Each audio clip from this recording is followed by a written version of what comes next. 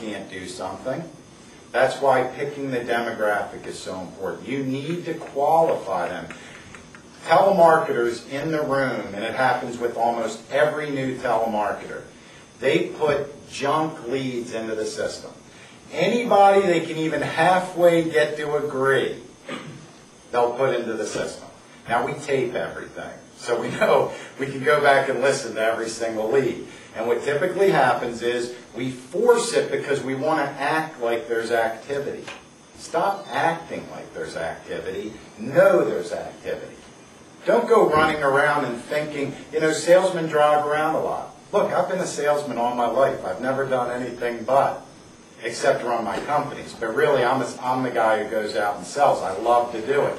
I know, because I have salesmen who work for me, I know my home improvement salesmen, they all play pool in the afternoon. They all go to the pool all day, shoot pool, because there's no afternoon leads. They see people in the morning, they see people in the afternoon. And I have to fight with them to go knock on doors around where we just did an installation where their easiest money is. So we as salesmen, I hate to say it, are very guilty of wasting time. I actually pay a manager now to make sure I don't waste time. I physically take from my income, give it to another person, so that I am exactly where I need to be at any given time I need to be there. I don't have to think about it. You know, you develop things in your business where eventually there's certain things that are just not worth it at my level of expertise to do. Just like at your levels of expertise there isn't things to do. But if you have a handful of leads, you have nothing else to do. You have nothing else to do but to find yourself more prospects. Because if you're going to live off of just a couple and wonder why you're selling 1 or 2 machines a year, that's exactly the reason. So let's pick the demographics. Let's talk some demographics of what a list would look like. One for sure that I know we need to focus on is surgeons. And even though it's an argument, and there's a tough argument there, that is one of the places that there's no question that you can make the medical argument to. At this point, with all the gathered information that we're only talking about today, yesterday is gone and forgotten. Let's put it all aside. We now have all this justification, so surgeons we could definitely make the argument to. Radiologists, absolutely, we can make the argument. If you can't make the argument, I wouldn't pitch anybody else until you can go out, walk in door to door. I don't care if you have to go that way, and talk to radiologists until you talk one into this argument. It won't take you that long. You'll find a handful and you'll have a radiologist who wants to talk more with you about the idea of having a second machine and a one-of-kind in the territory. Then I would go for net wealth people.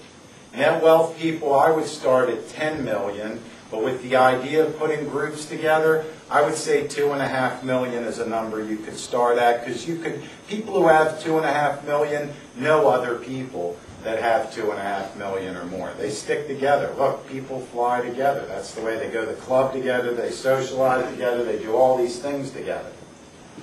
So you can find groups of people. Okay, what else could we think of as maybe, or hospitals would be another prospect list. Let's talk about hospitals a minute, because I know I've heard some negative things having to do with sales to hospitals. What's up with the sale to hospitals? How does that go with you guys? Anybody on one side? Yeah, the big companies actually have a relationship with the hospitals on many levels. Yeah. And mainly because their product breadth that they bring to the hospital is much larger than ours. Okay. So that would be one of the challenges we have. Okay.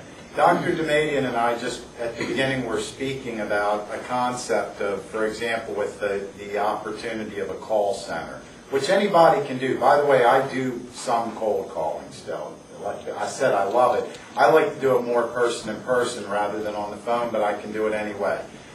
You could actually create enough of a buzz in a hospital with one marketing campaign directly to all the doctors within the hospital where they would probably have to start asking for it. Fight the big guys. Make the big guys go head-to-head with you so that they're playing defense. See, we have this mentality, just because they're big, we have to be the ones playing defense. That's not the way I see getting into a fight.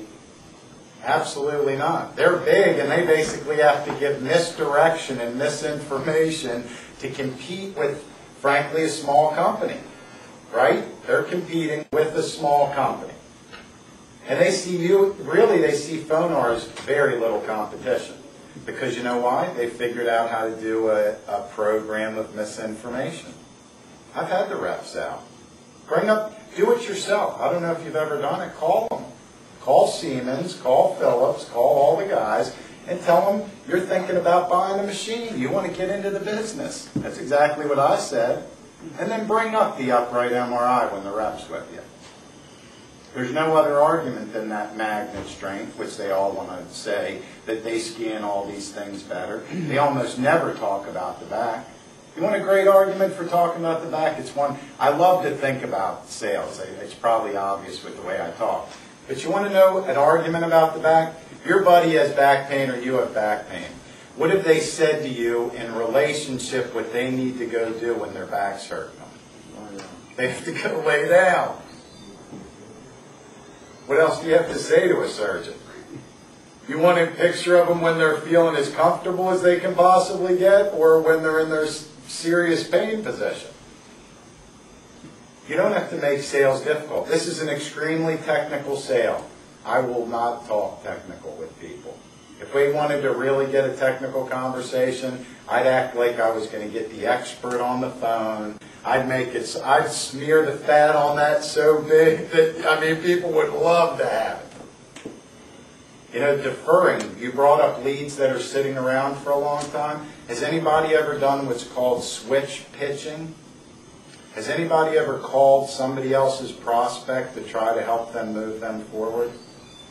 A new voice has tremendous value in sales. So I'm kind of a tough closer, so I take a certain angle, and I get people in a closing position. But look, none of us close everybody. If you can close 1 in 3 qualified prospect by any business, you would be considered a professional closer. In big dollar sales, it may be a little bit more. In business to consumer sales, I'm a 60% one-call closer. Now, the only way I can be that is if I qualified everybody 100%. That's what you have to do. We have to get them in the position where they're 100% qualified. Who else? Who else can we think of as demographics that'll match the list? Just one thing. You see that argument, how to a doctor, he would feel like an idiot if he started to argue with you about that? How stupid would a guy, seriously, and I don't use that word easily, but that would be a stupid argument from that point on. And these are not stupid guys. They have egos as big as they come. And you say to a doctor, doctor, okay, we could argue scans, we could argue pictures, just one question. What happens to a person when they want comfort for their hurting back? They all go and lay down. Obviously, that's not the problem position, right? Now you've started a completely different angle of argument than the arguments you might have been running with them.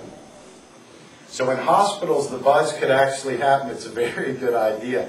And you know what, doctor? We actually ran into that by accident one time. Hospitals get basically one 3-digit phone number, and then get all the 9,000 or whatever portion they use. So they'll have 1, 2, 3, 4, and then they'll have 0001, 0002. So with the predictive dialer, we once accidentally hit one of those, and we called every room of the hospital. So that was one where you learn from. But when you talk about getting things answered within a hospital, you can get every working extension other than patients, and in no time flat, everybody would be talking about it. Creating buzz is what this is all about. I was talking to a 17-year-old kid. I've been pitching everybody on this to get my pitch better and better. He goes, you know what you ought to do in your hometown with this scoliosis study? You ought to call Channel 4. You as the rep. I'm the representative for the area. We've got this study. You got to have this on TV.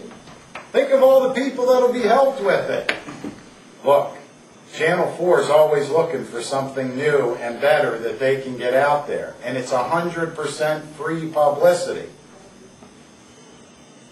Why not try it? I think it would work like a charm. And this was a